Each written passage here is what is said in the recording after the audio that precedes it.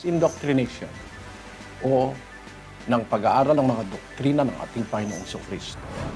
Ano po ba ito, mga kababayan? Pag-aaralan natin, ano ba ang mga utos ni Kristo, mga aral ni Kristo, aral ng Ebanghelyo, na para sa ating panahon? Kasama ba rito ang pagbibigay ng ikapo, ang Santa Senang may abulo yan? Kasama ba rito ang pangingili ng Sabado? Doktrina ba ng Panginoong Kristo na bawal ang baboy, hipon, at iba't iba pa? Nanyayahan namin kayo ng isang buong taus-pusong paanyaya na sana'y pagbigyan ninyo mga kababayan kung kayo po ay mayroong pagnanasang makaalam ng mga aral na tunay na doktrina ng ating Panginoong Kristo. Mag-uumpisa tayo mula sa August 8, 2022. Yan po'y Lunes, ika-7 ng gabi. Magandang araw po sa inyo lahat.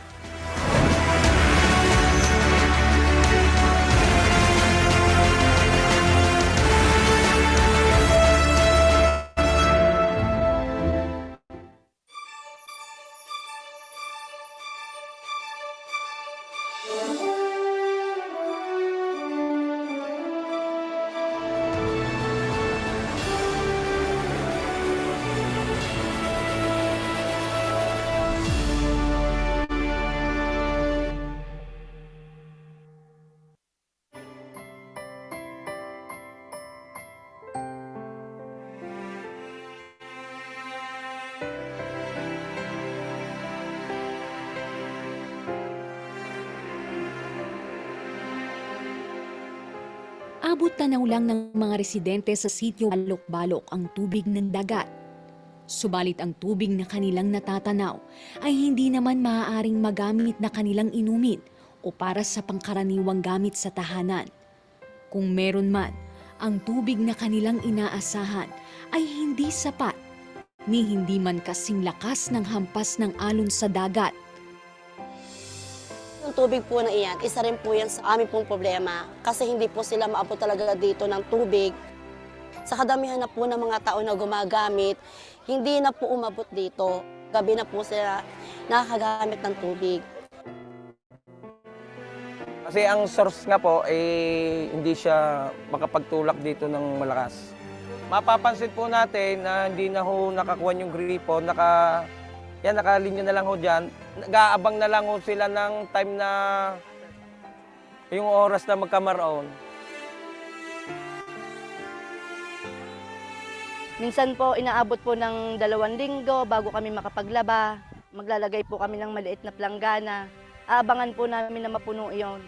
Tapos hahakutin po namin sa loob ng bahay para panggamit po araw-araw sa bahay.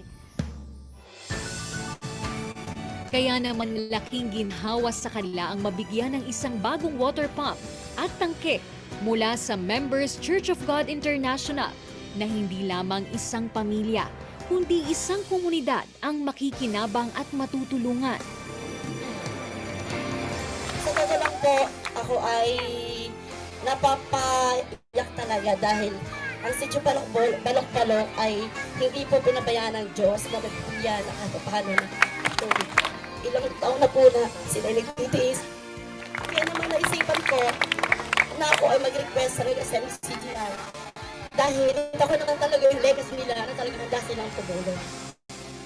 Ari yung tubig haw ay nang magawa na, ay nang aming pihitin dito si Gripaw. Ang ganda ng tubig ay mainit pa, hindi na makainitan. Ay di ang sarap iligaw, mga taga-sityo Balok-Balok. Ay di tanggal ang pasma. Ay tanggal pa ang rayuma. Maraming salamat po sa Diyos at kayo po ay dinali dito para kami matulungan sa tubig. Yung panligo hindi problema at panlaba at malaking bagay ho yun sa amin. Dahil kahit anong oras pihitin namin gaya, natulong na.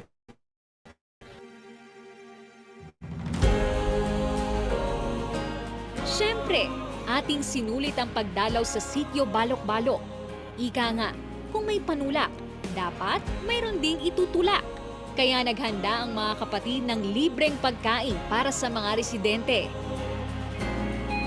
Sobrang pasasalamat po ang masasabi ko po sa lahat po ng miyembro ng MCGI at sa Siyempre sa Diyos, salamat po at meron po silang taong ginagamit na instrumento para makatulong sa aming kagaya naming nangangailangan.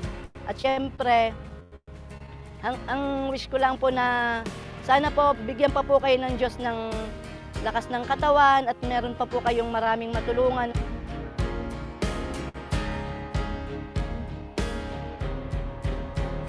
Tunay lang ho, talagang speechless ako sa sobrang pasasalamat. Una nga ho, salamat sa Diyos. At pangalawa, MCGI na kayo ginamit ng Diyos na makarating dito sa aming lugar, sa aming sityo. Bilang maliliit na kasangkapan ng Diyos, ang tanging maisasambitla sa tuwing tayo ay nakagawa ay puri at magpasalamat sa Ama na tayo'y binigyan niya ng pagkakataong muli ay maging biyaya sa iba. Pinakamasarap na kalooban na mararamdaman mo na yung nakita mo nangangailangan, nakatulong ka, kalooban na mararamdaman mo na mas masaya kami pag narinig namin yung salitang to God be the glory.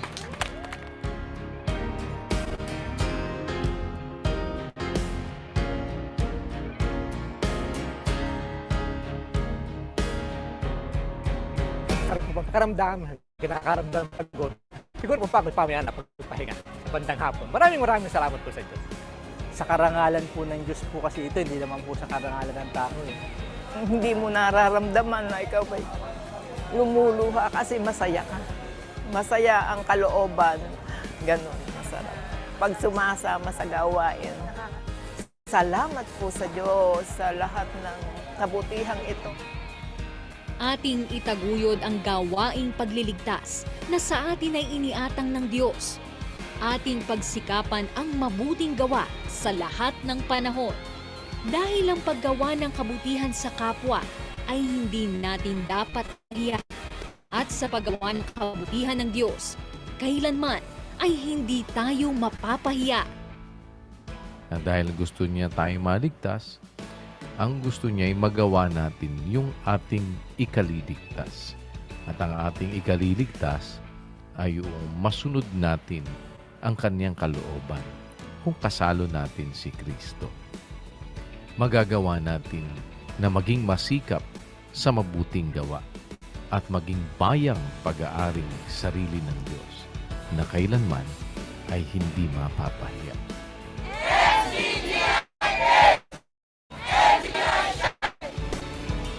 Napaka-bless po ng ating barangay at dumating po sa ating buhay ang MCGI. Kaya salamat sa Diyos. To God be the glory!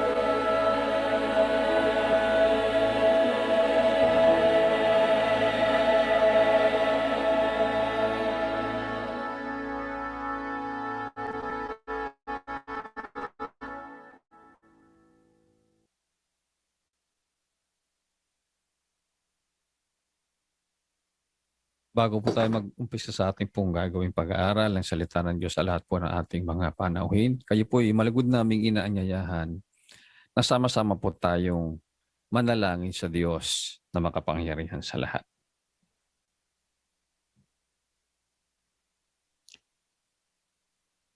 Ama namin na makapangyarihan sa lahat, sa pangalan ng iyong bugtong na anak, kami po mga hamak ng mga kaluluwang naghahanap ng iyong katotohanan, nakikiusap sa iyong harapan na sana'y samahan mo ang pag-aaral namin ng iyong mga salita.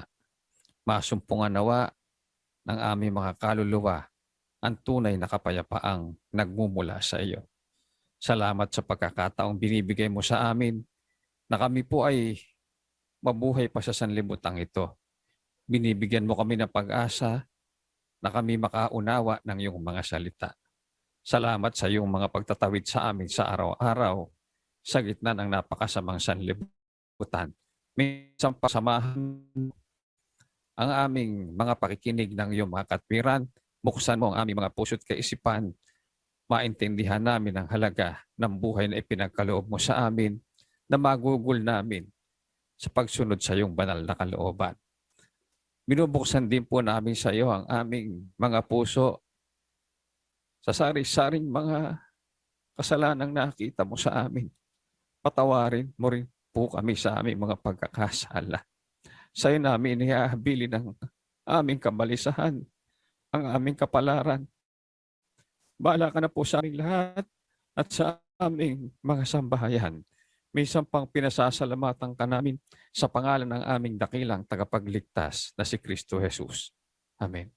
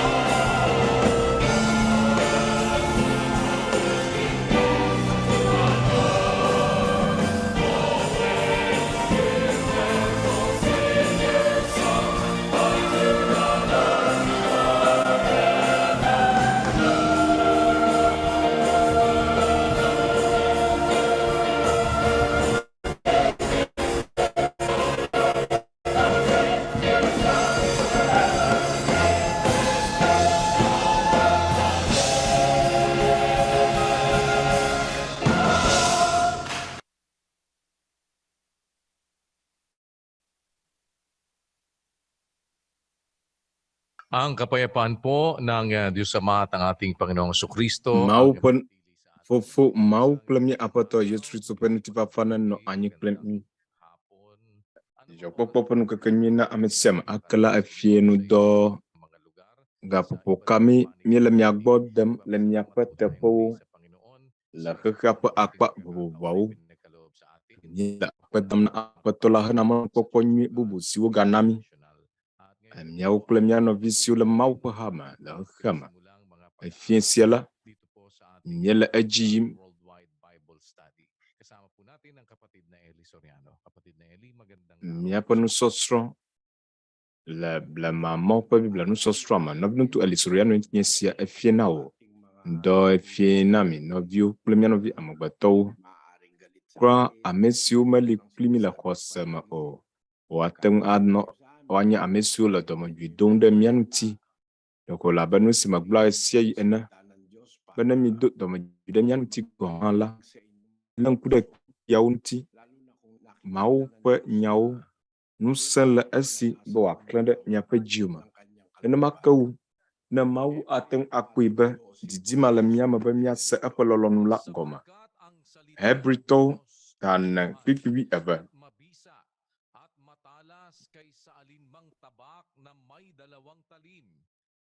Elabena Mawu ƒe nya la le agbe eye wòsẽa nu eye wòɖana wɔa yi nuevi sia yi nuevi. Eye wòƒona ɖe ame yina ɖe eme ele ase esime wòma luʋɔ kple gbɔgbɔ kple kpeƒiwo ƒe ƒutomemi me eye wònye tamesusuwo kple dzimedidiwo ƒe ʋɔnudrɔ̃la. Mawu ƒe nya gblɔ be esie Paulo ŋlɔ. Mawu ƒe nya la le agbe.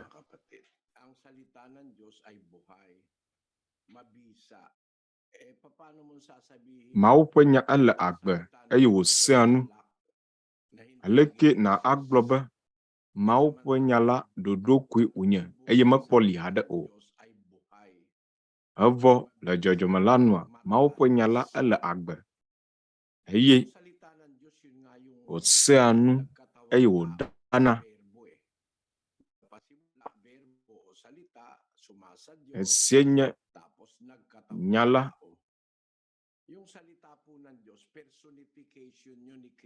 esie nye Mawu ƒe nya si va xexeme. Mawu ƒe nya la eye nye Kristo. Ele agbe. Yeta nuwo katã le agbe ɖe eta.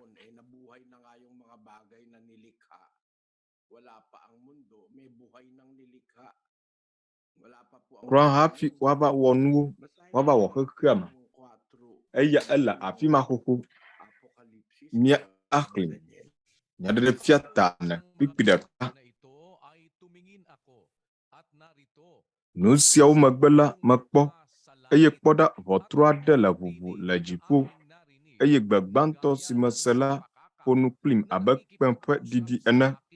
Gblɔ bena va dziƒo afii eye mafia nu siwo la va ve me le esiawo megbe la o.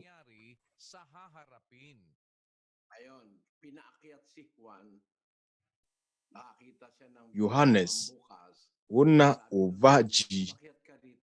Ekpɔ ʋɔtru aɖe le ʋuʋu. Egbe la gblɔ nɛ be va afii. Ne ma afia nu siwo la va adzɔ le etsɔme la o. Kpikpi eve. Eye enumake menɔ gbɔgbɔ la me eye kpɔɖa woɖo fiazikpui anyi ɖe dziƒo eye ame aɖe bɔbɔnɔ fiazikpui la dzi. Eye ame si bɔbɔnɔ edzi la ŋuti le abe yaspi kpe kple sardi kpe ene eye anyievɔ si ŋuti le abe smara kpe ene la ƒo xlã fiazikpui la eye fiazikpui 24 ƒo xlã fiazikpui la eye amegã xoxo 24 bɔbɔnɔ zikpuiwo dzi eye wodo awu ʋlayayiwo eye sika fiakukuwo le wo ta.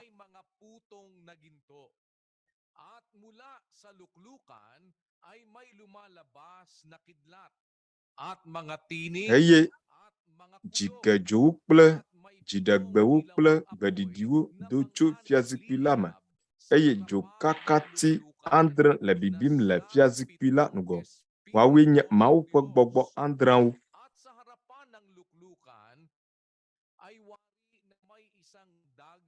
Eye atsiaƒu si me kɔ abe At sa gitna ng luklukan at sa palibot ng luklukan ay may apat na nilalang na buhay na puno ng mga mata sa harapan at sa likuran. At ang unang nilalang ay katulad ng isang leon. At ang ikalawang eye nilalang nugbagbe gbãtɔ la le abe dzata ene, eye nugbagbe evelia le abe nyitsu ene, eye nugbagbe etɔ̃lia ƒe mo le abe ame ƒe mo ene, eye nugbagbe enelia le abe hɔ̃ si le dzodzom ene. apat na nilalang na buhay na may 6 na pakpak bawat isa sa kanila ay mga puno ng mata sa palibot at sa loob at sila'y walang pahinga araw at Kpɔ gabi. dzidzɔ zã kple keli o, hele gbɔgblɔm bena kɔkɔe, kɔkɔe, kɔkɔe nye Aƒetɔ Mawu Nusɔkatã Lahat na nabuhay at nabubuhay at siyang darating. Ayun, maliwanag, nung pumanhik sa langit sa Espiritu si Juan, nakita niya doon sa luklukan may nakaupo. Tapos sa paligid ng luklukan, mayroon 24 na luklukan o trono, na yun naman ang luklukan ng 24 na matatanda o 24 elders. Pagkatapos, nakita niya pa rin mayroong 4 na nilalang na buhay, 4 living creatures. Ito pong mga ito, nilalang na buhay, yung 24 na matatanda. nugbagbe ene siawo, amegãxoxo blaavɔ enewo, Nandoon sa langit kasama ng Diyos. wo katã wole agbe, wole dziƒo kpe ɖe Mawu nu. Bakit buhay? Yeta, esia nugbagbe enewo wonye. Nu ka te wole agbe ɖo? Nabubuhay dahil kay Kristo. Nuwo katã le agbe ɖe Kristo ta. Kolosetɔwo ta ɖeka kpikpi 16 gblɔ bena elabena wowɔ nuwo katã le eya ke me. Nu siwo le dziƒo kple nu siwo le anyigba dzi. Nu siwo kpɔna. Nɔviŋutsu Daniel le Paulo ƒe nyagbɔgblɔ sia nua, egblɔ be eya ma me, efia be le Kristo me. Eya ma me wowɔ nuwo katã siwo le dziƒo kple nu siwo le anyigba dzi. Yeta edze abe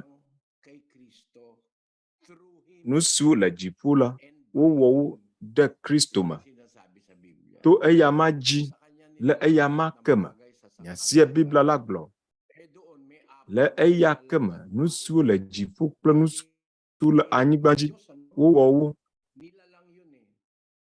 Nugbagbe enewo le afi ma, Mawu wonye o, elabe ɖe wowɔ woawo hã. Nugbagbe enewo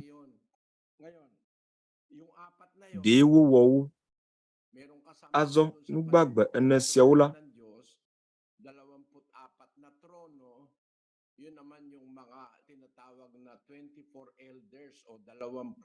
amegãxoxo 24 hã li. Fiazikpui 24 le wo si. Woawo hã wole agbe. Eye nu ka te wole agbe ɖo? Egblɔ le Biblia me be eya ma me le Kristo me. Wowɔ nuwo katã. Nu siwo le dziƒo kple anyigba. Nu siwo kpɔna kple nu siwo mekpɔna o la. Eɖeɛ nye fiazikpuiwo o. Alo aƒetɔ nyenyewo o. Eɖeɛ nye dziɖula nyenyewo o. Alo ŋusẽwo o. Wowɔ nuwo katã to eya ma me. Eye wowɔ wo hena eya ma. Kpikpi 17. Eye eya ma tre dzɔdzɔ na nuwo katã. Eye nuwo katã nɔ anyi le eya ma me. Eya ta amegãxoxo 24 kple nugbagbe enewo le dziƒo la, wole agbe ɖe Kristo ta. Nɔviŋutsu Daniel, ɖe wateng ano agbe ne Kristo mekpoli ua. Nono meline hade ua.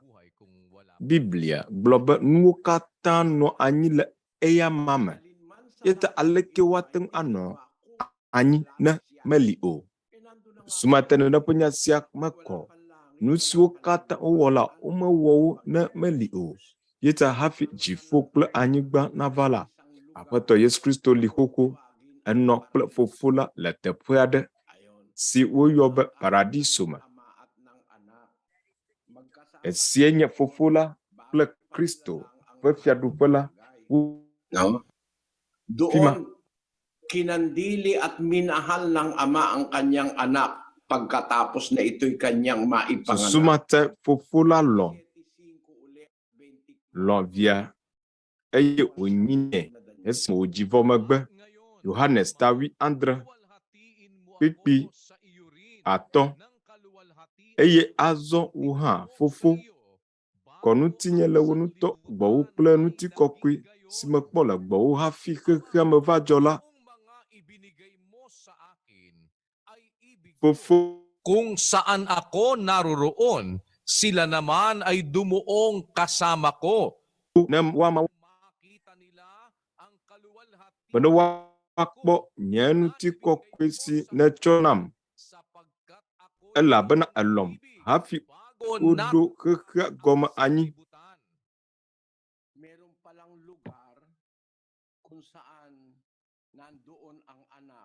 Teƒe aɖe li si evi la le, egblɔ be ame siwo netsɔ nam la, mele didim be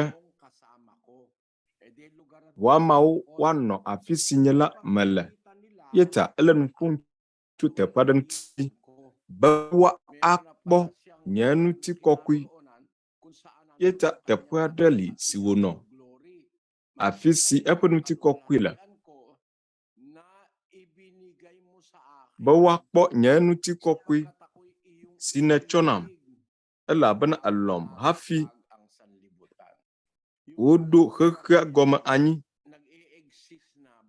Teƒe ma la, eli xoxo hafi wowɔ xexea.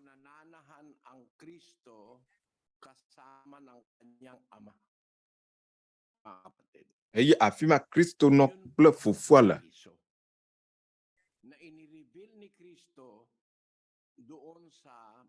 Esie nye paradiso me.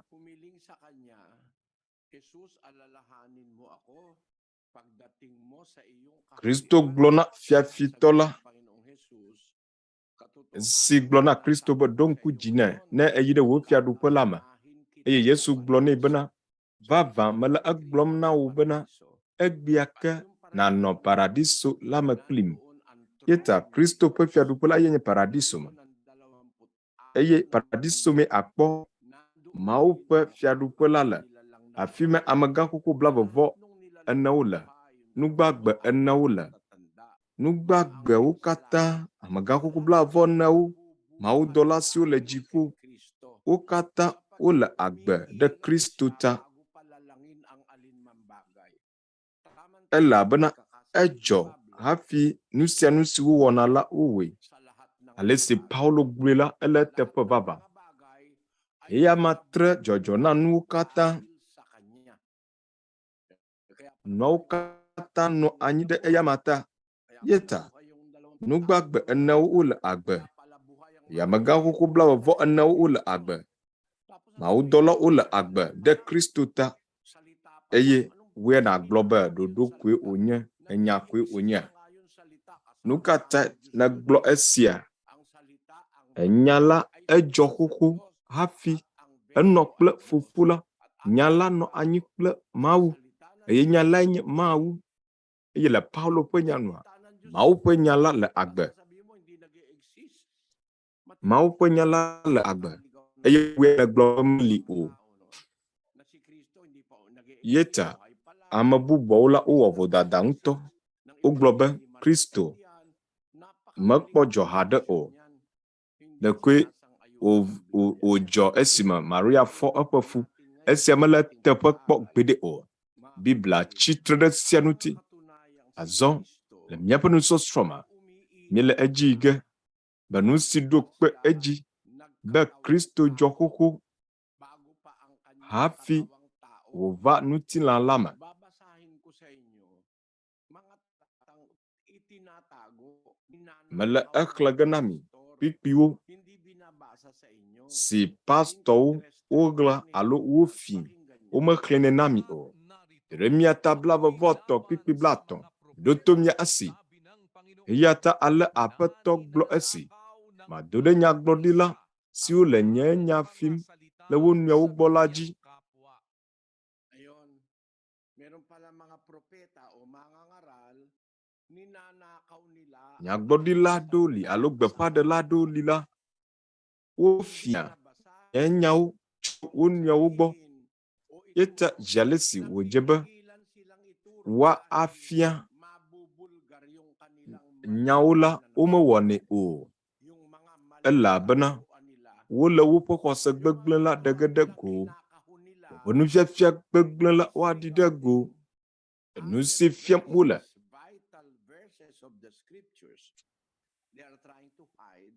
Si umechwa Biblia pepipi vevia do dama ola.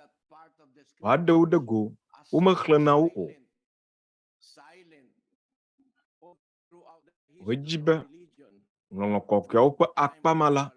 Uma asi o. Le subo siono anyi. Le Nɔviŋutsu Eli. Tso Yesu ƒe yi mɔ me ke va se ɖe esime wòayi dziƒo. Va se ɖe esime apɔstolowo naku. Eha ɖe woli. Subɔsubɔ ƒe habɔbɔ aɖewo wodzɔ eƒe akpe eve siwo katã va yi la. Although there are religions claiming to be of God, ginagawa nila, itinatago nila. Togbɔ be wogblɔ be Mawu tɔ yewonye, gake wole nanewo ɣlam alo wole Mawu ƒe nya la fim. Mina mía axli. English kpema, pipi ma. Yata ale aƒetɔ gblɔ esi. Mado ɖe nyagblɔɖila siwo le nye nyawo fim le wo nɔewo gbɔ la dzi. Dzodalawoe wonye. Wofia Mawu ƒe nyawo. I am against the prophets that steal my words, everyone from his neighbor. How is that? Because they conceal the word. Wotsɔ Mawu ƒe nya dzi. Wogbe Mawu ƒe nya siawo keklẽ le Biblia me. Vevietɔ ne eva neva mía Aƒetɔ Yesu Kristo ƒe Mawu nyenye la gbɔ.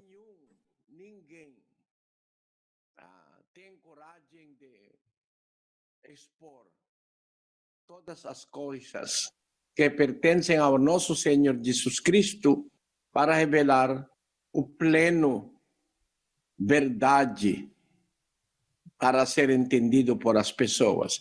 Mayroong mga pagtatago na ginagawa. Hindi na binabasa ang buo. Wogla Mawu ƒe nyawo womexlẽ tukpi siwo le Biblia me blibo o.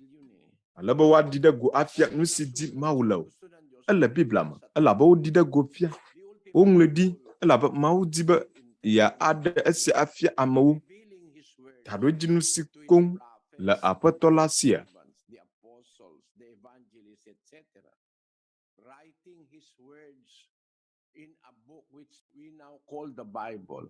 The ultimate intention of God is for those Susu si konta Mawu na woŋlɔ Biblia ɖi la, eyae nye be eƒe nyawo nade ame siwo gbɔ wòdzi be wòade la. Woŋlɔ esia hena amewo ƒe ɖeɖe. Gake nu si wɔm pastorwo le.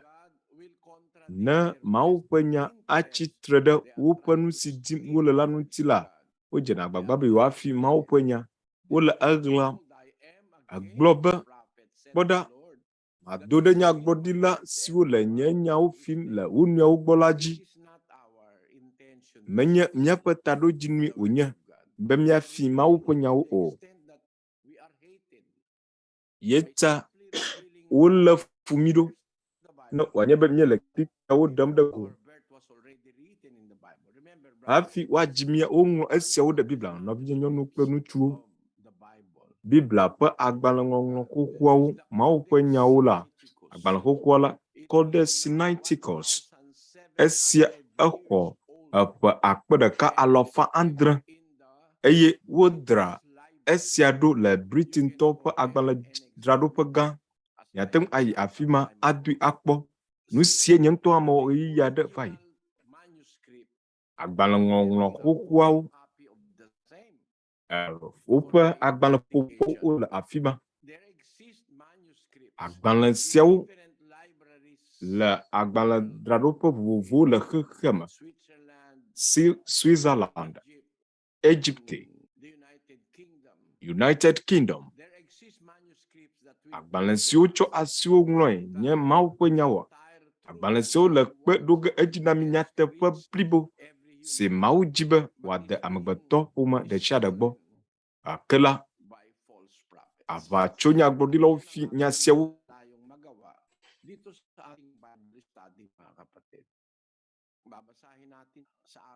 eye esia míeɖo ɖi be míawɔ le míaƒe Biblia nusɔsrɔ̃ me. Míle xlẽ ge egba nu si ɖo kpe edzi be mía Aƒetɔ Yesu Kristo dzɔ hafi wòva xexea me ŋutilã me.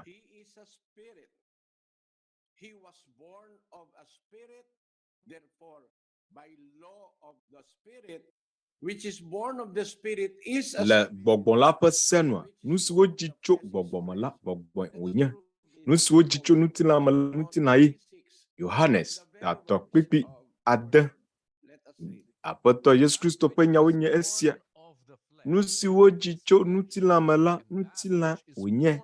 Eye nu siwo dzi tso gbɔgbɔ me la gbɔgbɔ wònye. Nu si wodzi tso ŋutilã me ŋutilã ye. Eye esi wodzi tso gbɔgbɔ me la gbɔgbɔ ye.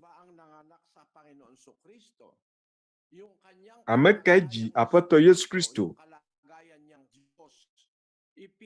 Eƒe gbɔgbɔ me ŋutilã la alo nɔnɔme la. Eƒe Mawu nyenye la Fofo le dzi. Eye ame aɖeke mate ŋu atsitre ɖe sia ŋuti o. Woŋlɔ esia ɖe Biblia me. Salomo ta ve kpikpi 7. Mele tameɖoɖo la gblɔ ge afia. Aƒetɔ gblɔ nam be vinye nenye egbea medzi wò.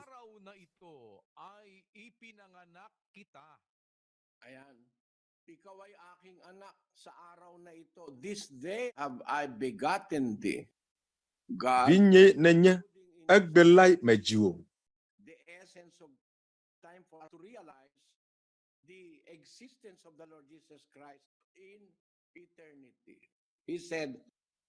Egblɔ be egbelai medzi wò. Vinye nenye.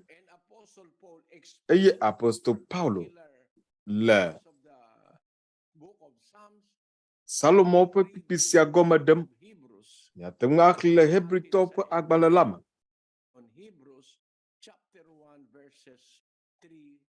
Ta ɖeka kpikpi 3 yina.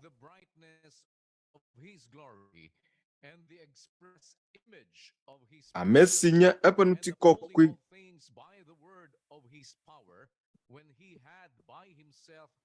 kple eƒe Mawu nyenye ƒe nɔnɔme eye wòtsɔ eƒe ŋusẽ ƒe nya léa nuwo katã ɖe asi eye esi wòwu míaƒe nu vɔ̃wo ƒe kɔklɔ ɖa nu vɔ la, ebɔbɔnɔ anyi ɖe gãnyenye ƒe nuɖusime le dziƒo.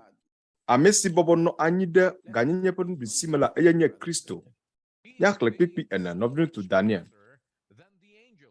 Gblɔ bena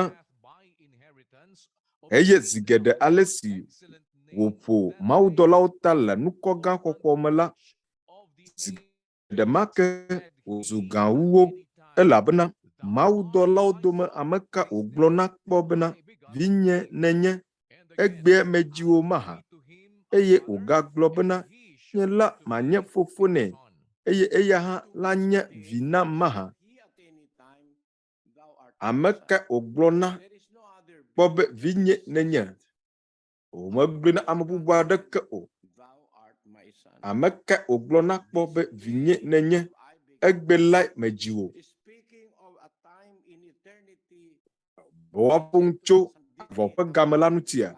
Egblɔ na via be egbelai medzi wò. si esokple nya si Kristo gblɔ be wola ne lɔm hafi woɖo xexea gɔme anyi, hafi wa aɖo xexea gɔme anyi, alo hafi nu sia nu si dzɔ la va dzɔ la, ɖevi la exɔ ŋutikɔkɔe tso fofo la gbɔ, esime fofo la gblɔ nɛ be vinye nenye, egbe lae medzi wò. Gake la, enye nublanuinya be na agblɔ be subɔsubɔ aɖewo li la, womekɔ edzi se be Mawu dzi vi o.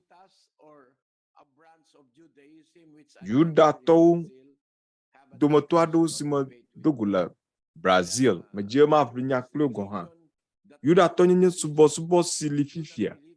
Womexɔ edzi se be ame aɖe li si woyɔ le Biblia me be Mawu vi o.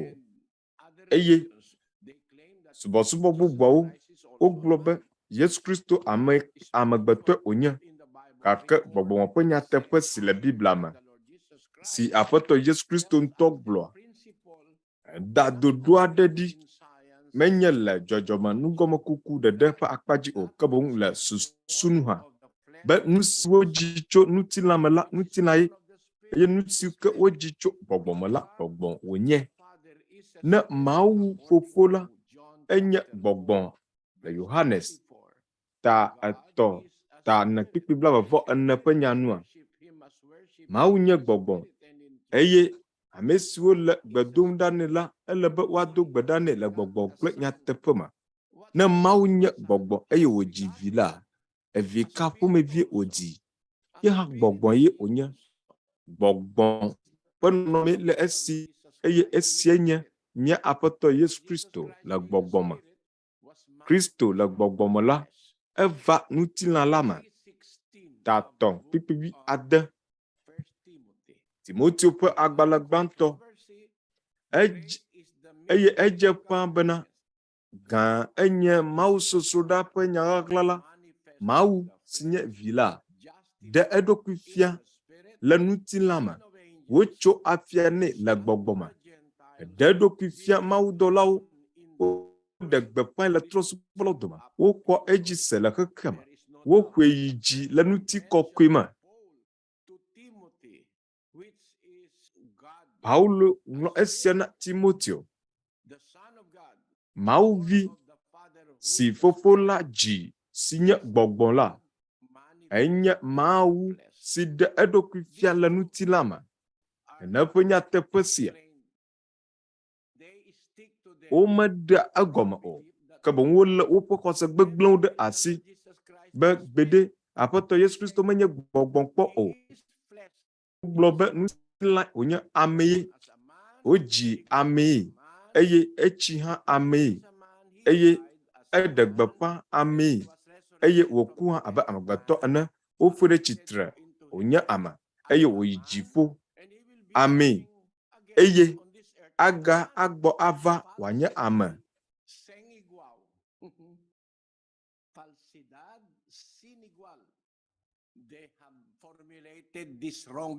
Wɔ ŋutɔwo kpa nene ƒe xɔ sesẽwo le gbɔgblɔm, womezãna kpekpe aɖeke tso Biblia me o.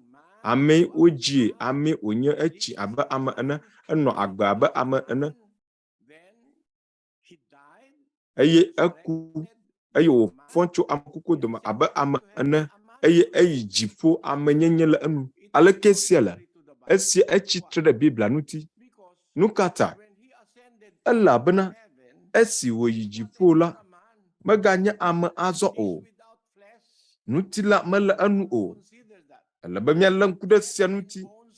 Ŋutilã kple ƒu mate ŋu ayi ɖe dziƒo o. Abe ale si apostol Paulo ɖi ɖe go fia ene le nya ɣaɣla me. Efia kristotɔ gbãtɔwo, Korintotɔ ƒe agbalẽ gbãtɔ 10:50, ke mele esia gblɔm nɔviwo, bena ŋutilã kple ʋu mate ŋu anyi mawufiaɖuƒe la ƒe dome o, eye gbegblẽ mate ŋu anyi magblẽmagblẽ ƒe dome o. Nya sia eme kɔ. Ŋutilã kple ʋu mate ŋu anyi Mawu ƒe fiaɖuƒe la ƒe dome o, eye gbegblẽ mate ŋu anyi magblẽmagblẽ ƒe dome o. 51 mi kpoda malenya gagla glom nami mi kata miel alodog o kaka watro mi kata miapa nonoma kasia le adaba popo de kam le kpe kuku mamlem elabena wakupe eye wafɔ ame kukuwo de tsitre magble eye watrɔ miakata miaƒe nɔnɔme elabena ele be nugbegble sia nado magble eye ke esime nugbegble sia lava do magble eye nukuku sia lava do makumaku la ekema nya si woŋlɔ ɖi la ava ve me bena womi ku le dziɖuɖu me tɔtrɔ ava hafi ayi dziƒo eye esia dzɔ ɖe mía aƒetɔ Yesu Kristo dzi elabena esi wòva anyigba sia dzi enɔ amegbetɔ ƒe nɔnɔme le gɔmedzedzea me enye gbɔgbɔ tso agbemavɔ la me esime fofo la dzi gbɔgbɔe wònye elabe fofo si dzi la gbɔgbɔ ye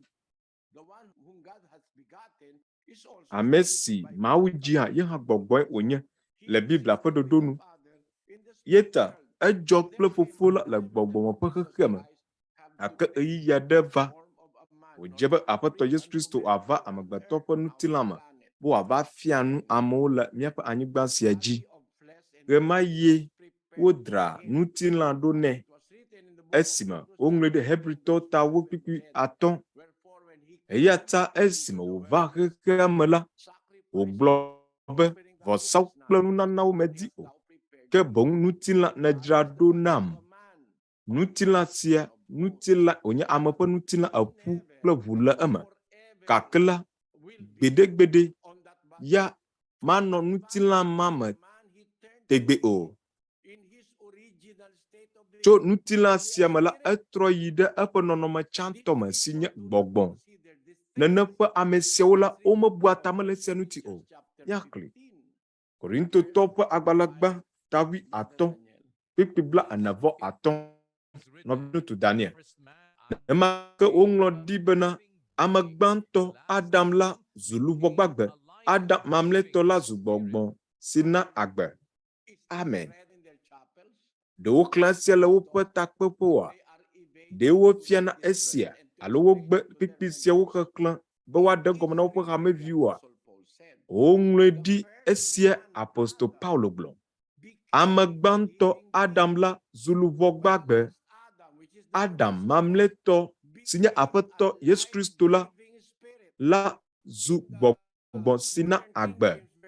Le Modern King James Biblia me eŋlɔ ɖi be Adam gbãtɔ ezu luʋɔ gbagbe, Adam mamlɛtɔ ezu gbɔgbɔ si na agbe.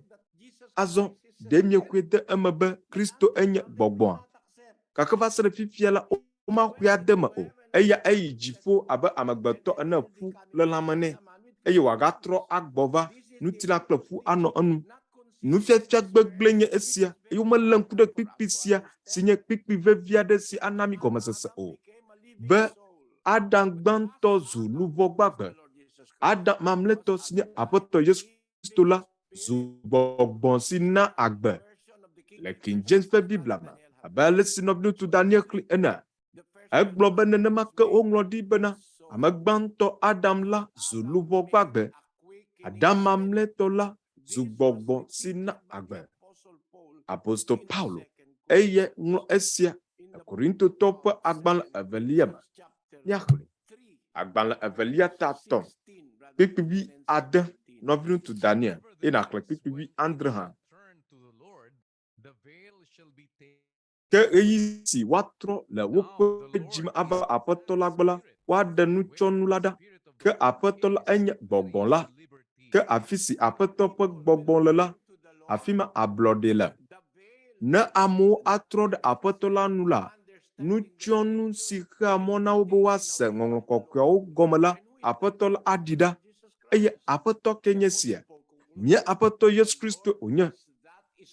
Apostol Paulo gblɔ be aƒetɔ lae nye gbɔgbɔ la.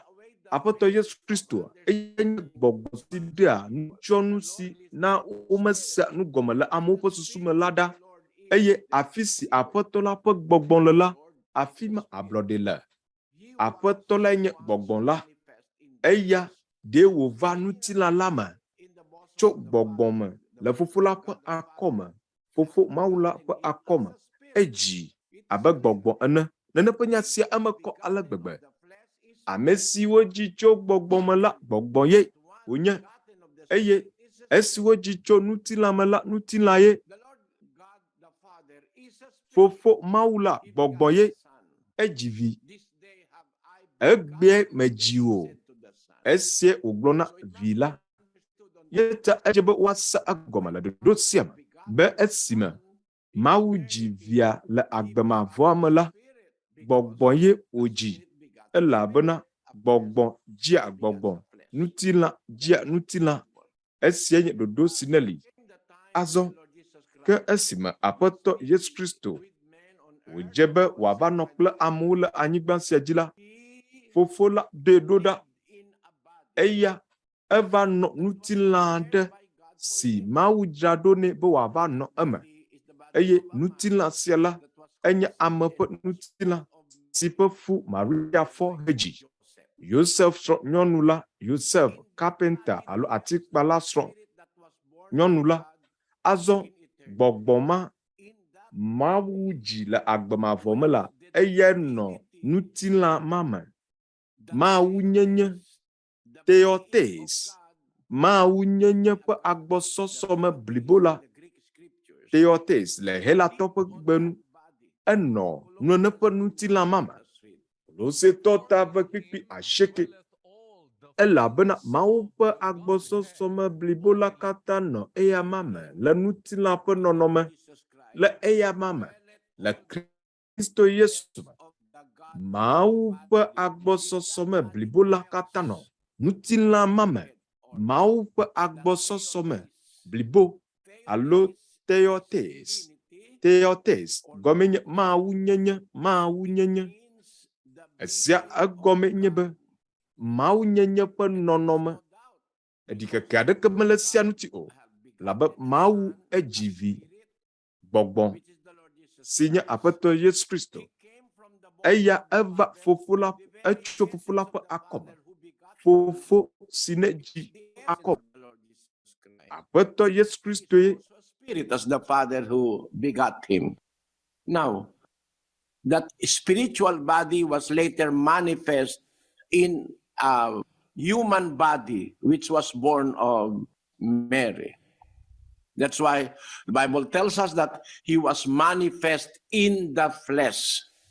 But when that flesh died and was resurrected, there was a change that happened before he entered into heaven. There was a change. He did Afi wa yi dziƒo la, wotro eƒe nɔnɔme. Me yi dziƒo abe ame si ŋutilã kple ƒu le enu alo abe ŋutilã nɔ enu o. Míaxlẽ Filipitɔ ƒe agbalẽ tatɔ kpikpi bla eve. Ke míaƒe dometɔ nyenye le dziƒo. Afi si hã míele xɔ la si nye Aƒetɔ Yesu Kristo la lalam tso. Ame si aɖuɖɔ míaƒe bɔbɔ ɖe anyi ŋutilã ƒe nɔnɔme. Bene wòaɖi eƒe ŋutikɔkɔe ŋutilã le eƒe nusesẽ si ta wòléa nu tsɔa nuwo katã dea eɖokui te la nu. Nya sia eme kɔ aleke gbegbe. Esime Aƒetɔ Yesu Kristo ava, nugbe siwo dona Kristotɔwo ava ve me. Abe ale si apostol Paulo gblɔe le kpikpi bla eve ene. Ke míaƒe dzumetɔ nyenye le dziƒo. Afi si hã míele xɔ la si nye Aƒetɔ Yesu Kristo la lalam tso. Ame si aɖuɖɔ míaƒe bɔbɔ ɖe anyi ŋutilã, míaƒe amegbetɔ ŋutilã, míaƒe ŋutilã si gblẽna la ƒe nɔnɔme. Bene wòaɖi eƒe ŋutikɔkɔe ŋutilã. Edze be míase egɔme be Kristo la ŋutikɔkɔe. Amegbetɔ ƒe ŋutilã nɔ enu esi wòva afi sia si dɔwui, tsikɔwui.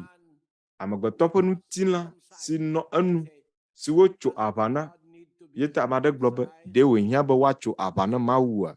Ɖe dɔwu na Mawua kpletɔwo. Gake la, esia nye nyateƒe si woŋlɔ ɖe Biblia me. Eya la, ŋutilã ɖe Mawu dzra ɖo nɛ si nye amegbetɔ ŋutilã si Maria fɔ eƒe fu, gake ŋutilã ma mee Mawu ƒe agbɔsɔsɔ me blibo alo theotes, Mawu vi si nye Mawu, si nye gbɔgbɔ, si gbɔgbɔ bubu dzi, si nye fofo la dzi la le agbemavɔ la me la nɔ. Azɔ esime wòdze be Aƒetɔ Yesu Kristo na yi dziƒoa, edze be míase egɔme be tɔtrɔ aɖe va. Tɔtrɔ sia hã ava dzɔ ɖe míawo hã mía dzi ne wokpɔ mí be míedze be míanyi agbemavɔ la ƒe dome le dziƒo, abe ale si apostol Paulo de egɔme na kristotɔ gbãtɔwo ene. Esime Aƒetɔ Yesu Kristo ava aɖuɖɔ míaƒe bɔbɔ ɖe ŋutilã ƒe nɔnɔme be ne wòaɖi eƒe ŋutikɔkɔe ŋutilã, eye nu ke nye eƒe ŋutikɔkɔe ŋutilã sia aɖɔli míaƒe bɔbɔ ɖe anyi ŋutilã sia. Esia nye ŋutikɔkɔe ŋutilã si nɔ Kristo ŋuti esime wòyi dziƒo. Esia ate ŋu adzɔ le aɖabaƒoƒo ɖeka me le apostol Paulo ƒe nyanu. Woaɖɔli míaƒe nɔnɔme le aɖabaƒoƒo ɖeka me. Le dɔwɔwɔwo esime apɔstolowo kpɔ Kristo wòyina ɖe dziƒo la, wokpɔe be ebu ɖe alilikpo la me eye apɔstolo 11 mete ŋu kpɔe esime wòdzo o. Azɔ nene ƒe bɔbɔ ɖe anyi ŋutilã sia woaɖɔli la, esia ate ŋu adzɔ le aɖabaƒoƒo ɖeka me. Yetae edze be míase egɔme be eya esime wòyina dziƒo la, eƒe amegbetɔ ŋutilã si Maria dzi la woɖi ɖa, woɖɔli. Abe ale si wòawɔ kple míaƒe ŋutilãwo hã, aɖɔli míaƒe bɔbɔ ɖe anyi ŋutilã la be ne wòaɖi eƒe ŋutikɔkɔe ŋutilã, eye esia nye Biblia ƒe nyateƒe nyawo, nɔnɔme nyuiwo la alo nyateƒewo be woava ɖɔli míaƒe amegbetɔ ŋutilã sia be wòazu dziƒo ŋutilã. Korintotɔwo ƒe agbalẽ gbãtɔ 15, mina mía axlẽ nyateƒe la, kpikpi bla 49, eye ale si anyigbadzitɔa ƒe nɔnɔme le mía nu la, nenema ke dziƒotɔa ƒe nɔnɔme hã nanɔ mía nu. Nɔvinye nyɔnuwo kple ŋutsuwo, na míado esia kpɔ. Ale si anyigbadzitɔa ƒe nɔnɔme le mía nu la, nenema ke dziƒotɔa ƒe nɔnɔme hã nanɔ mía nu. Nu ka tae?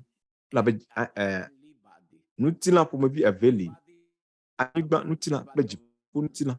Dziƒotɔ la menye amegbetɔ ƒe ŋutilã wònye o. Míaxlẽ 15:40, Korintotɔwo ƒe agbalẽ gbã, eye dziƒo ŋutilãwo li, eye anyigbadzi ŋutilãwo hã li, gake dziƒotɔwo ƒe ŋutikɔkɔe le vovo, eye anyigbadzitɔwo tɔ le vovo. Esia eme kɔ ale gbegbe. Dziƒo ŋutilãwo li, eye anyigbadzi ŋutilãwo hã li, gake dziƒotɔwo ƒe ŋutikɔkɔe le vovo, eye anyigbadzitɔwo tɔ le vovo. Abe ale si wòle mía nu ene le apostol Paulo ƒe nyanu, abe ale si anyigbadzitɔa ƒe nɔnɔme le mía nu la, nenema ke dziƒotɔa ƒe nɔnɔme hã nanɔ mía nu. Zumatae esime Kristo yina dziƒo la, míate ŋu axɔ edzi se nya si apostol Paulo la gblɔ be eƒe bɔbɔ ɖe ŋutilã si ku le atsitsoganu la, hafi wòage ɖe dziƒo la, wotrɔe wòzu dziƒo ŋutilã. Dziƒo ŋutilã, ŋutilã kɔkɔe, gbɔgbɔme ƒe ŋutilã. Esia adzɔ ɖe míawo hã dzi. Nɔvinye nyɔnuwo kple ŋutsuwo be na agblɔ be eya eyi dziƒo kple amegbetɔ ƒe ŋutilã abatso ye. Ame aɖeke mate ŋu atsɔ eƒe ŋutilã kple ƒu ayi ɖe Mawu ƒe fiaɖuƒe la me o. Esia madzɔ gbeɖe o.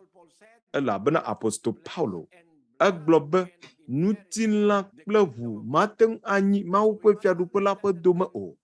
Yete wòdze be míase egɔme be esime wòyi dziƒo la, eƒe amegbetɔnyenye ƒe nɔnɔme ma nɔ enu la, woɖi ɖa eye woɖɔli. Abe ale si wòava dzɔ ɖe míawo hã mía dzi ne wokpɔ mí be míedze hena afi ma yiyi, Mawu ƒe fiaɖuƒe la me yiyi. Ekema wa doli miawo miaƒe nɔnɔme nyateƒe sia womede egɔme o wole kpe ɖom edzi be eyi dziƒo kple amegbetɔ ƒe ŋutilã eye wòatrɔ agbɔ abe amegbetɔ ƒe ŋutilã. Nyeme le susum be ne yi dziƒo abe amegbetɔ ƒe ŋutilã ƒe akpe eve sɔe nye sia, ekema yeƒe ge anɔ le gbe ale gbegbe kple ɖawo elabena ɖohi eɖakpala mele dziƒo o, nye mekpɔkpɔ ɖeke haɖe le Biblia me nenema be ɖakpala le dziƒo o.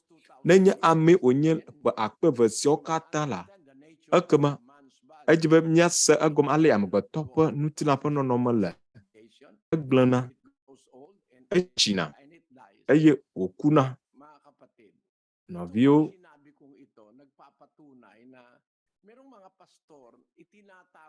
nɔviwo, nya siwo gblɔm mele la enye nyateƒe be pastor aɖewo li la woɣla nyateƒe la.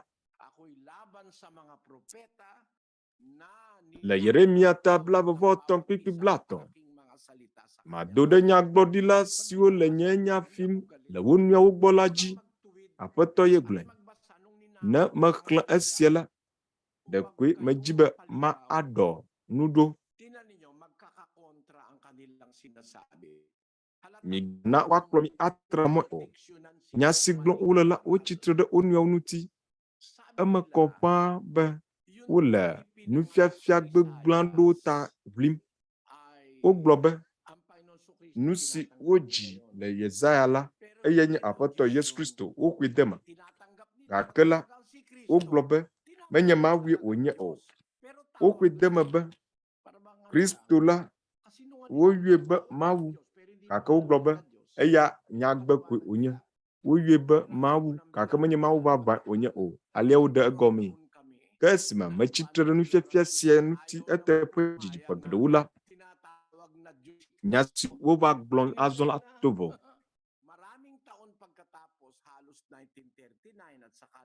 Eƒe geɖewo gbe be Kristo nye Mawu. Eƒe 1,990 me mawo. Eƒe geɖewo sɔŋ va yi. Woawo wova xɔe de me le ƒe ma me be Kristo eye nye ame si woyɔ be Mawu, gake la menye Mawu vavã wònye, nyagbe koe wònye. Azɔ la, wokpɔtɔ le nya sia gbem. Wogblɔ be menye vie wònye o, menye vi si woadzia ye woyɔ Mawu o, ke boŋ eƒe dɔ si wɔ ge wòala eye woyɔ be Mawu. Wogblɔ be Yesaya ƒe agbalẽ ga 9:6 la, nu si woyɔ be Mawu la menye eya wònye o. Gake la, miate ŋu agbe nya sia o. Tso ƒe 1,990 la, mixɔe de me be ame siwo yɔ le afi ma be Mawu la Aƒetɔ Yesu Kristoe. Gake migblɔ be menye Mawu vavãe wònye o. Nya sia ame aɖewo wogblɔ. Ke esime metsitre ɖe woƒe nufiafia mawo ŋuti la, eye vidio le asinye tso esia ŋuti, ewɔe be wotrɔ woƒe nya la, wogblɔ be menye Kristo woyɔ be Mawu le afi ma o, ke boŋ eƒe dɔ si wòawɔ. Gake ɖe dɔwɔwɔ aɖe li woyɔ be Mawua. Dɔwɔwɔ la menye ame wònye o, nɔnɔme meli nɛ o. Alia wodzi be yewoasi le woƒe nya la nu.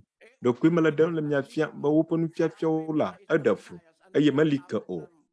Gbã la woxɔe de me be Yesaya 9:6, ame si woyɔ Mawu ŋusẽtɔ la Kristoe, gake nyagbe koe wònye eye menye Mawu vavã wònye o.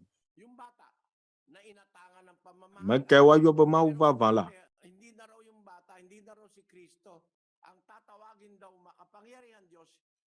Wogblɔ be neneƒe ame sia menye Kristo wònye. Mawu ŋusẽtɔ siwo le afi la, eƒe dɔwɔwɔ si wòawɔ ye wònye le woƒe nya nu.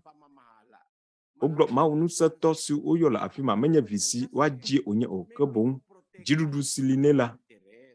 Le nene ƒe nu geɖewo me la, nya siwo tsitre ɖe wo nɔewo ŋuti esi wònye wɔntɔwo ɖokuiwo ta ʋlim wole ta.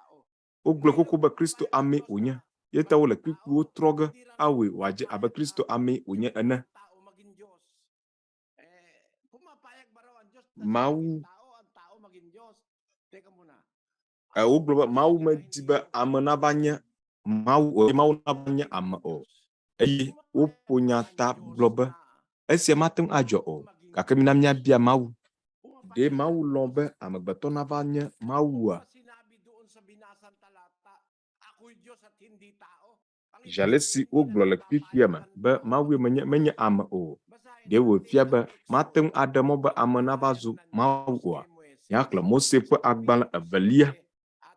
Nya si Mawu gblɔ na Mose. Ta andre kpikpi ɖeka.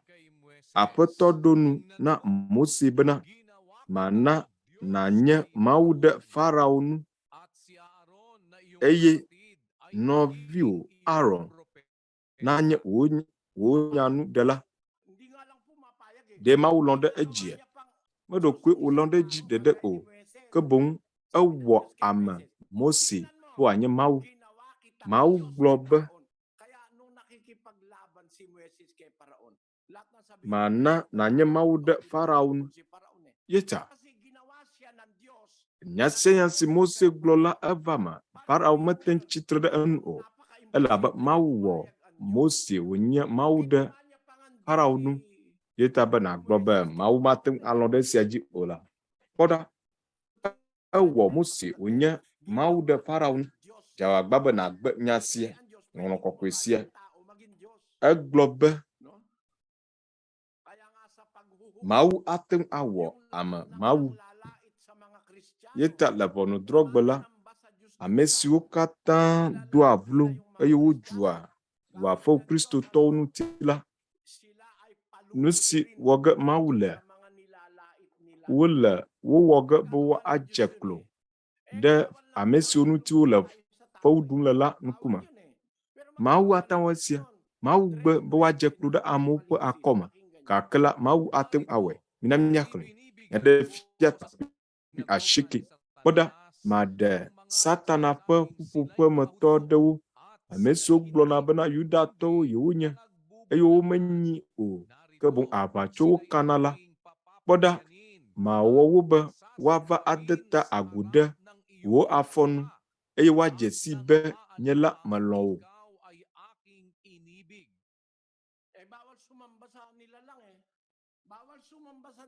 Wogbe be woade ta agu na nuwɔwɔwo. Gake la ne nukeke la va le Mawu ƒe ʋɔnudrɔ̃gbe la.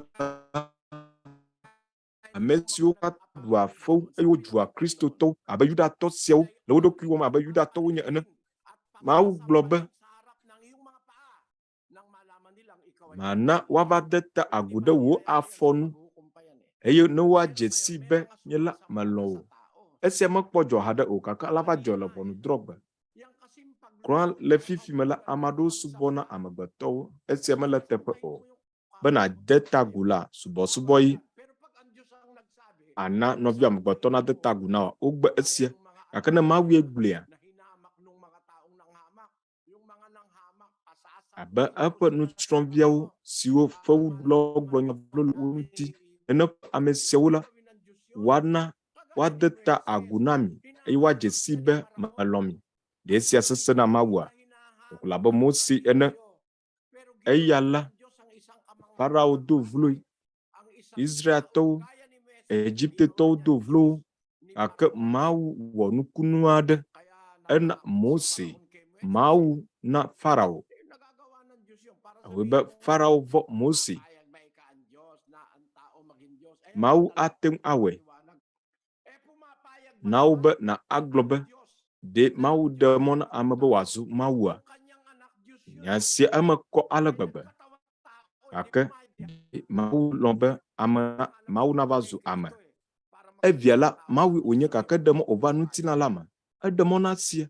Eye edɔ Kristo be wòava nutina me. Yeta aleke nàgblɔ be melɔ̃ ɖe edzi o. Yeta mi susu tso esia ŋuti. De Mawu ɖe mɔ be amewo nazu Mawua. Eɖe mɔ.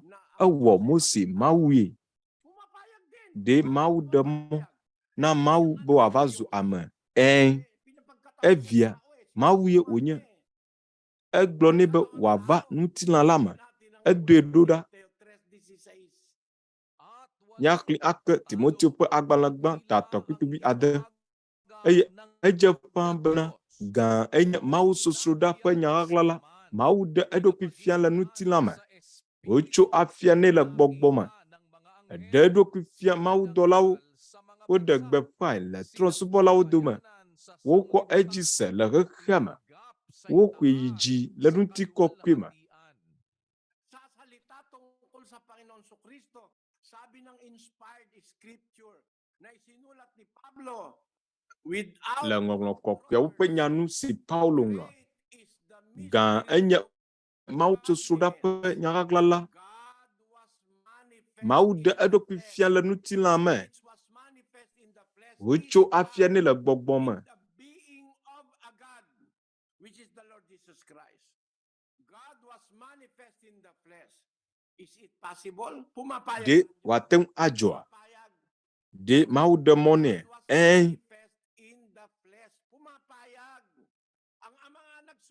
Mawu va ŋutilã me. Yeta Mawu lɔ ɖe edzi. Fofo la gblẽ. Eye krɔ hã edra amegbetɔ ƒe ŋutilã ɖo nɛ. Nu si wodzi Maria ɖetugbi la dzi. Gbɔgbɔ kɔkɔe lae yewɔe. Fofo Mawu la edzi vi le agbemavɔ me. Eye evi ma eva ŋutilã me. Biblia gblɔ be Mawu va ŋutilã me. Eya eva ŋutilã la me.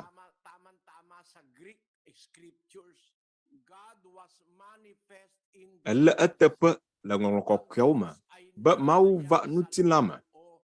Mawu ɖe eɖokui fia le ŋutilã me. Mawu ɖe eɖokui fia le ŋutilã me. Nusiɖokpe sia dzia nɔviwo. Paulo egblɔ esia. Eŋlɔe ɖo ɖa Timoteo. Be nu si neva ŋutilã la me la eye nye Aƒetɔ Yesu Kristo. Mawu va ŋutilã me. Wotso afia nɛ le gbɔgbɔ me. Mawu va ŋutilã me. Wotso afia nɛ le gbɔgbɔ me. Ɖe eɖokui fia mawudɔlawo. Woɖe gbeƒãe le trɔ̃subɔlawo dome. Woxɔ edzi se le xexea me. Woxɔe yi dzi le ŋutikɔkɔe me. Kristoe nye sia. Ɖe nya ɖe le asiwò si natsɔ atsitre kpikpi sia ŋutie. Klɔ ne naɖi afia la akpe be numa pepewo ŋlɔ ɖi. Ɖekoe le gblɔm na ɖokuinye. Be maka ɖe edzi la, meyi ɖe Helatɔwo ƒe nuŋɔŋlɔ ƒe akpa gome. Kpɔ esia ɖa, nu siwo ŋlɔ ɖe afi ma, eye nye Theos. Mawu va ŋutilã me. Theos. Theos. Theos. Mawu nyenye. Nusẽtɔ. Mawu va ŋutilã me. Eya eva ŋutilã me. Yeta ɖe Mawu ɖe mɔ nɛ. Eɖe mɔ nɛ evia va. Tave kpikpi atɔ̃ Filipitɔwo. Ɖo to mi asi. Mina susu ma ke si nɔ Kristo Yesu hã me la nanɔ miawo hã miame. Ame si esi wònye Mawu ƒe nɔnɔmee wònɔ hã la, mebui nu ɣaɣae bena eya kple Mawu sɔ o.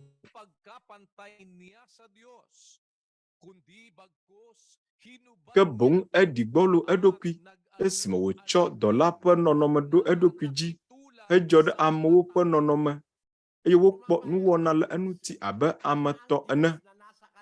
Ɖe Mawu lɔ ɖe esia dzia be ame aɖe si Mawu ƒe nɔnɔme le esi la, si nye via wòava amegbetɔ ƒe ŋutilã me. Nya sia eme kɔ ale gbegbe. Togbɔ be Mawu ƒe nɔnɔmee wònɔ hã la, mebui nu ɣaɣae bena eya kple Mawu sɔ o. Eya wo kple Fofo la sɔ le nɔnɔme. Wo kple eve la gbɔgbɔe wonye. Wo kple eve la Mawue wonye. Mebui nu ɣaɣae bena eya kple Mawu sɔ o. Ke boŋ eɖi gbɔlo eɖokui esime wòtsɔ dɔla ƒe nɔnɔme ɖo eɖokui dzi hedzɔ ɖe amewo ƒe nɔnɔme. Wokpɔ nuwɔna le ŋuti abe ame tɔ ene. Ɖe Fofo la lɔ ɖe edzi be Mawu wòava zu ame. Elɔ ɖe edzi. Yeta nuɖoɖo la ne woxlẽ Hosea Okhla ozia pe banala. Eglobe. De mau demo. Na amebo wazu mau eye mau nazu ame. Nyele pipisia klange. Eye makle asende awulia. Nyama wonu le nye domedwi heli ma o. Eye nyama gagbl Efraim azo o. Elabena mau menye eye nyemenya amagbeto o. Kokweto menye le dowome. Eye nyema vale jikuma o. Wakpo apoto do na edegbebe jata ane elabena le gbedege eye Ɣetoɖoƒe vio ade abla ava.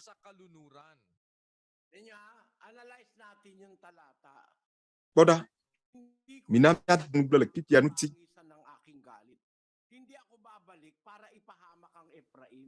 Nyema wonu le nye domedwi heli me o. Eye nyema gagble Efraim azo o. Efraim la Israel ƒe vie. Israel ƒe ƒome wo dometɔ ɖeka. Wokpoe be esubɔna legbawo. Gake Mawu gblɔ be nyema ado domedwi ɖe Efraim ŋuti o. Nyema gble Efraim azɔ o. Nu ka tae? Elabena Mawu menye eye nyemenye amegbetɔ o.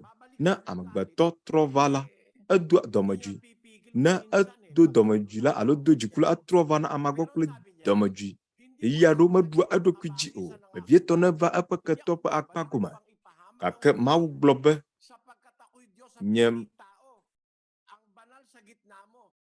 nyemawɔ nu le nye dɔmedzoe heli me o, eye nyemagble Efraim azɔ o, elabe Mawu menye eye nyemenye amegbetɔ o, kɔkɔetɔ menye le dome eye nyemava le dziku me o.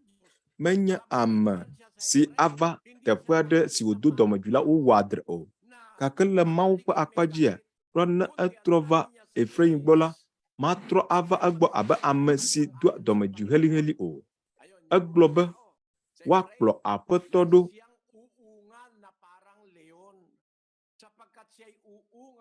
ne eɖe gbe be dzata ene, elabena ele gbe ɖe ge, eye ɣetoɖoƒeviwo aɖe abla ava. Ɖe nekpɔa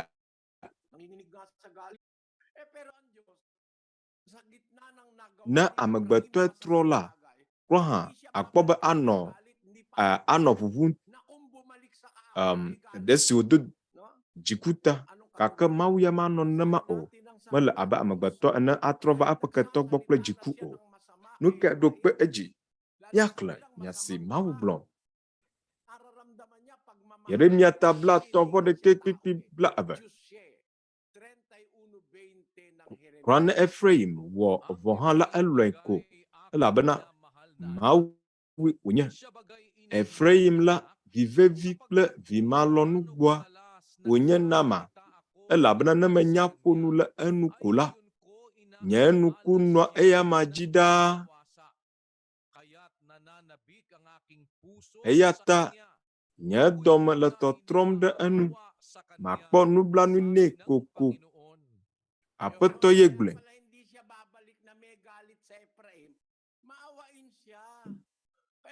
Ma agbugbɔ ava Efraim gbɔ kple dziku o, elabe Mawu ye. Efraim la vivevie wònye nama, vimalɔnugbe wònyea, elabena ne menya ƒo nu le enu ko la, nye nuku nɔ eya ma dzi ɖaa. Togbɔ be wògblɔ nya vlo ɖe Efraim ŋuti la, eɖoa ŋku edzi le eƒe dzime. Yete wògblɔ be nye dɔme le tɔtrɔm ɖe enu, makpɔ nublanui nɛ. Yete wògblɔ le Hosea ƒe agbalẽ la me be nyema ava Efraim gbɔ le dɔmedzoe ta o, elabe Mawu nyemenye amegbetɔ o. Esia gɔme ɖe, efia be Mawu mele abe amegbetɔ ene, be netrɔ va eƒe ketɔ gbɔ la do dɔmedzoe o. Gake ziale si Mawu lɔ Efraim la, kplɔ ne ewɔ vɔ la, egblɔ be mayi afi ma. Mawu nyemenye amegbetɔ o. Ame kɔkɔetɔ menye le wò dome. Nyemava le dziku me o. le akpa gom la etuvona amagbato do dɔmedzoe gake Mawu ya medo dɔmedzoe ɖe via Efraim nu o. Esia Biblia ɖe egɔme gake dzɔgbevɔe nye be woɣla esia alo womenye o. Yeta wogblɔ be Mawu melɔ̃ be ame nanye Mawu o eye Mawu nanye ame o. Wogbe nya sia. Mawu wɔ Mose Mawue ɖoko meɖokoe wòlɔ̃ ɖe dzi o ke boŋ ewɔe gɔ hã. Ewɔ Mose Mawue.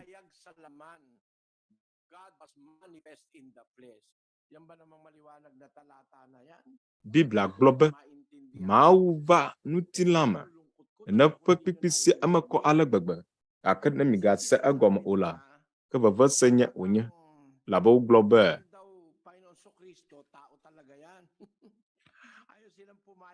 Aƒetɔ Yesu Kristo la amee wònye vavã. Woba ƒoe de me be Mawu ye o. Gake la kpikpi si le Biblia me la emekɔ na mi. Hafi dziƒo kple anyigba nava dzɔ la Mawu ƒe nunya le afi ma xoxo eye nunya ma eya nye Kristo.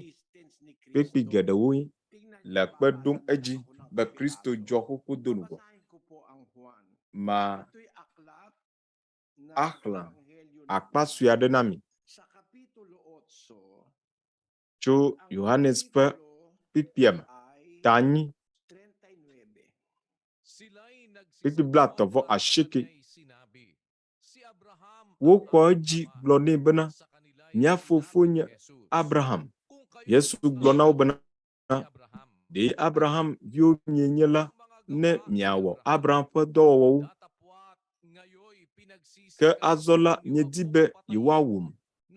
Nye ame si gblɔ nyateƒe si mese tso Mawu gbɔ la na mi. Abraham mewɔ esia o.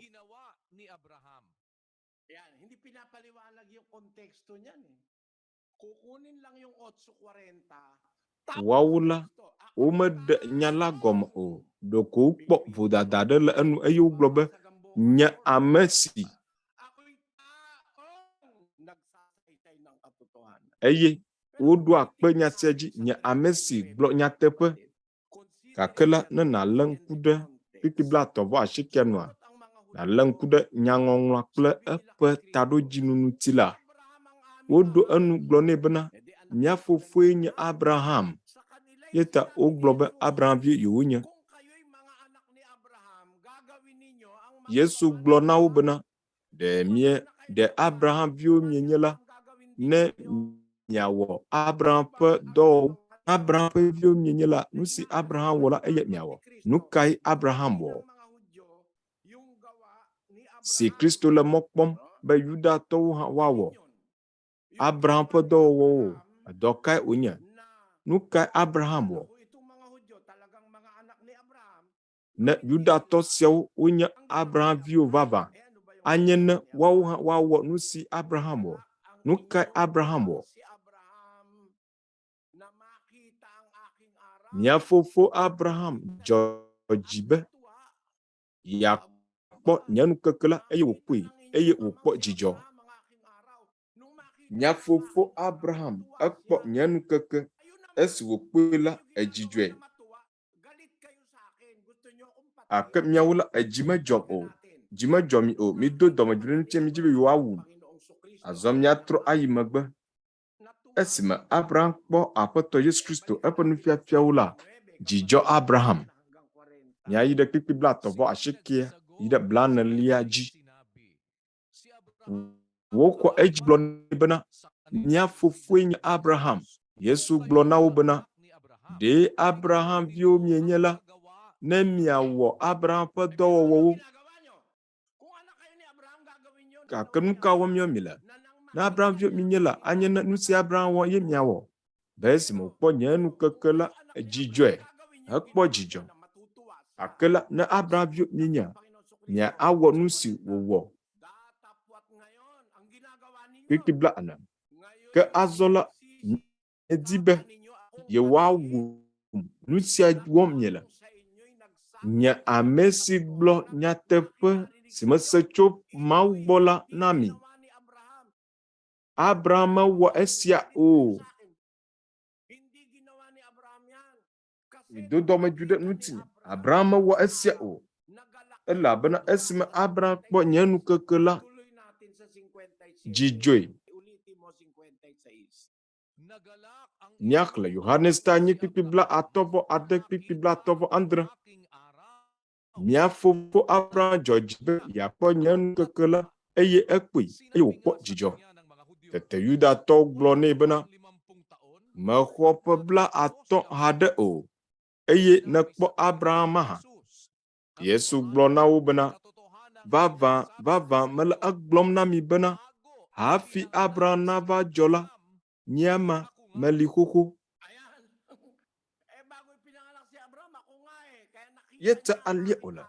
Hafi Abraham nava dzɔ la nyema meli xoxo. Yete nyenu keke la ye dzidzɔe. Gake miawo la esi miekpɔm la midi be yewoawu. Abraham wɔ esia tɔgbe o. Yete ɖekpekpe sia woɖe egɔme na wa. ngayon pinagsisikapan ninyo akong patayin. Abraham wɔ esia o.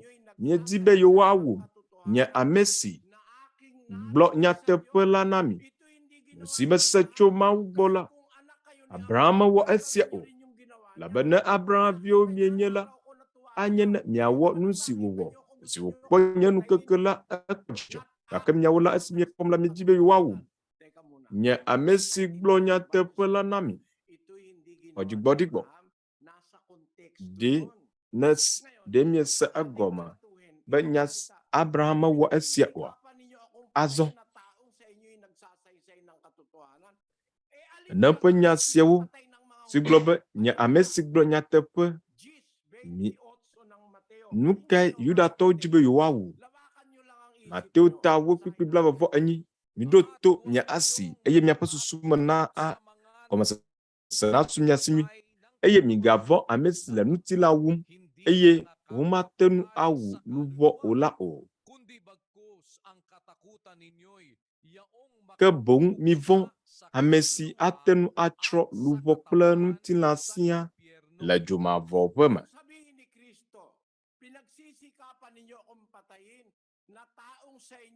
Esime Kristo gblɔ be nye ame si le nyateƒe la gblɔ ne midi be yewoawu. Nyake wòdzi be yeagblɔ. Nu ka Yudatɔwo dzi be yewoawu? Eƒe ŋutilã, amegbetɔ ŋutilãe. Eya eva ŋutilã me. Mawu ɖe eɖokui fia le ŋutilã me. Amegbetɔ ƒe ŋutilã nɔ enu. Le Biblia ƒe nyanu. Nu ka Yudatɔwo dzi be yewoawu esime wofɔ kpe be yewoaƒui. Nu ka wu ge woala? Nu si ne le amea me si nye Mawu vi gbɔgbɔ la. Menye ye woate ŋu awu o. Nu si ko woate ŋu awu la eye nye ŋutilã la. Yete wògblɔ na apɔstolo be migavɔ̃ ame si le ŋutilã wu o. Ye mate ŋu awu luvɔ o la o. Ke boŋ mivɔ̃ ame si ate ŋu atsrɔ̃ luvɔ kple ŋutilã sia.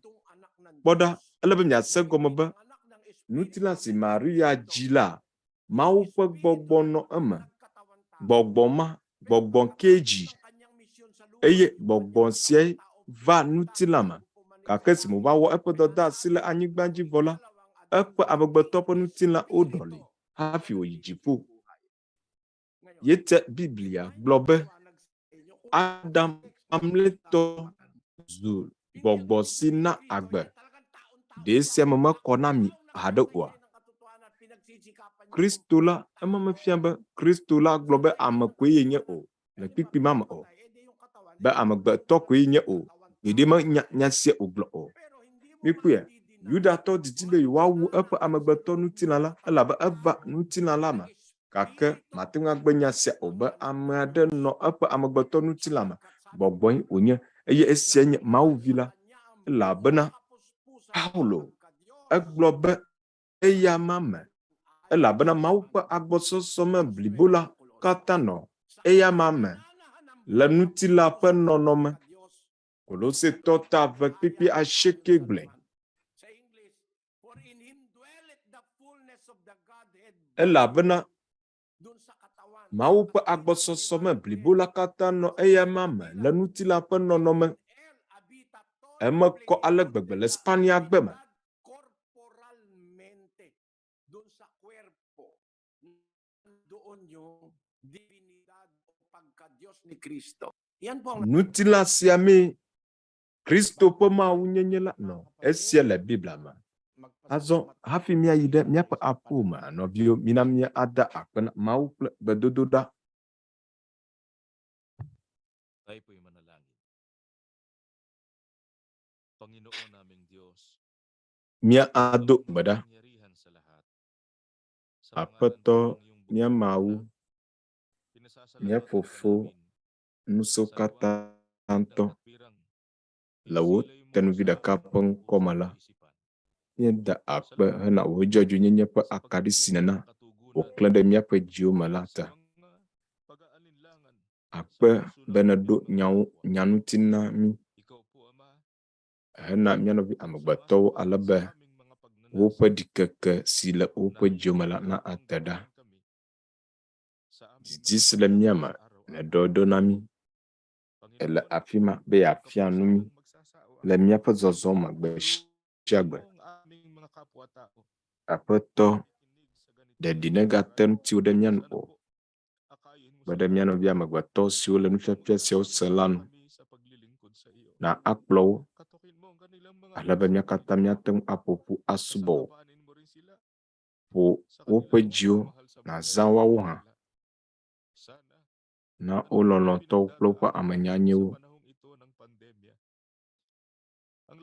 Nuka ke mato milele dolele siamala. Ede penu siokata akplomi. Bagoma sasana sunya sibe. Mawa dele miasi. Si wojebe miakafu. Eye miawo eji. Susuite owomi eyo yomido. Apeto konublan na miapa akwe. Vieto mia vio. Ja mia novia kple mia novi amagbato. O amesio la pepedo mo sia ihe na onya po gbapa dede. Akela. Jima dichichi sio kata la miapa jio kple susumala la asioma. Akpe gadanao la mia dela Christo.com. Amen.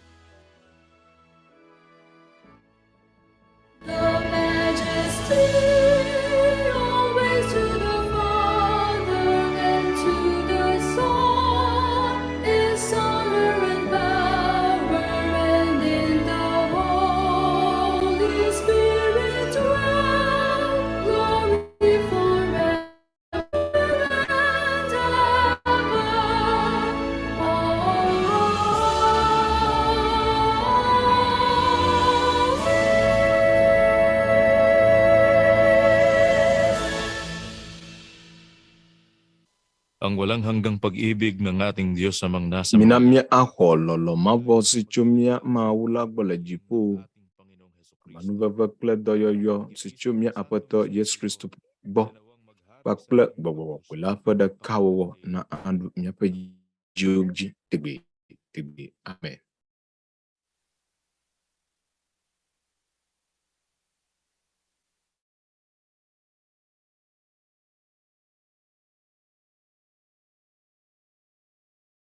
ay inyong pagdamutang makasama sa pagbubukas po ng ating Akala miegala mesia makpem mia pokokuna mi be mia wada kaklimi hena mia po juto poko semesen sosro sigbon alama sianya nu sosro chumia apato Yesu Kristo pesau na apola lola mia aja apa bubuada goma la pajinu enya pun kekenya la pakpe bla fama ni la mokpom batu apato la pakpedan planu pokpom la mia awada kaklibi hena mia apato Yesu Kristo pesau sese si mia aklencho ngokokyauma apato la nano klimi eye na maulola mia akpo mia miau la mia pa juto poka sama sosroma klana je ejina mia kata